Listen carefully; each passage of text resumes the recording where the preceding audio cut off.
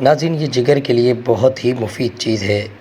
آیوروید میں اسے سرد بتلایا گیا ہے اور بعض حکمہ نے اسے اور بعض یونانی اطباء نے اسے گرم تر بتایا، جبکہ نحمدہ ونصلی ونسلم علی رسولہ الکریم، اما بعد، فاعوذ باللہ من الشیطان الرجیم، بسم اللہ الرحمن الرحیم۔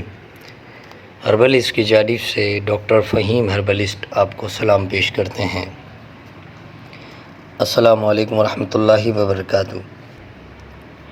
آج کی جو ہماری جڑی بوٹی ہے وہ سرائے جڑی بوٹی ہے۔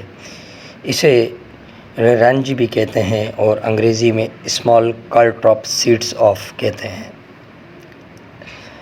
ناظرین، یہ جڑی بوٹی اکثر مقامات پر دیکھنے میں آ جاتی ہے۔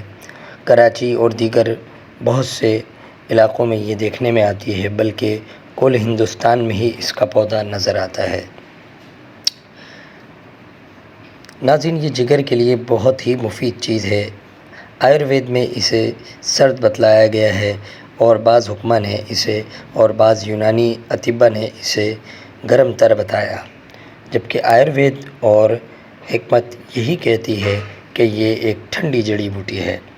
ناظرین، یہ تھا اس کا مختصر سا مزاج۔ بات کرتے ہیں اس کے فائدے کی۔ یہ مدر حیض اور مدر بول ہے۔ مینسس کو کھولتی ہے، پیشاب کو کھولتی ہے، کسی بھی قسم کی پیشاب کی تکلیف اور رکاوٹ کو فوری طور پہ دور کر دیتی ہے، اسی لیے گردہ مثانے کی پتھری کو توڑ کر خارج کرتی ہے۔ اس کے علاوہ اگر مریض کو پتھری یا گردے مثانے کی تکلیف نہ بھی ہو تو وہ اس کے جو پھل اور اس کے پتے اور اس کی جڑ یعنی کہ اس کے پنجانگ کا استعمال اگر کرے تو اسے قوت بہا میں بے حد فائدہ نظر آتا ہے۔ اسی لیے ہومیوپیتھک نامی گرامی جو دوا ہے جسے ٹریبلس ٹیرسٹس کہتے ہیں، وہ اسی جڑی بوٹی سے تیار کی جاتی ہے۔ اس کے علاوہ ناظرین، یہ جریان عسر البول یعنی پیشاب کا رک کے آنا اور پیشاب میں کسی قسم کی دھات روگ ہونا، پیشاب میں کسی قسم کی رکاوٹ ہونا یا کسی دوسرے فاضل جو ہے وہ کسی چیز کا خارج ہونا، اس میں بھی بہت زیادہ مفید ہے۔